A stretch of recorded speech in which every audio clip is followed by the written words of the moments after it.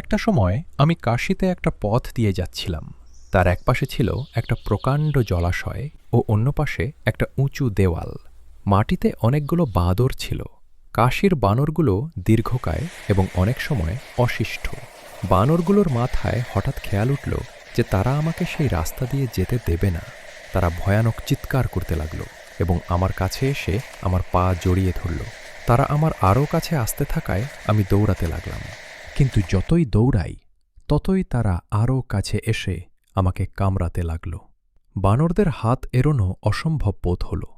এমন সময় হঠাৎ একজন অপরিচিত লোক আমাকে ডাক দিয়ে বলল, বানরগুলির সম্মুখীন হও।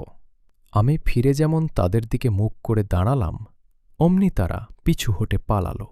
সমগ্র জীবন আমাদের এই শিক্ষা পেতে হবে, যা কিছু ভয়ানক তার সম্মুখীন হতে হবে, সাহসের সঙ্গে তা রুখতে হবে। দুঃখ কষ্টের ভয়ে না পালিয়ে তাদের সম্মুখীন হলেই বানর দলের মতো সেগুলি হটে যায়।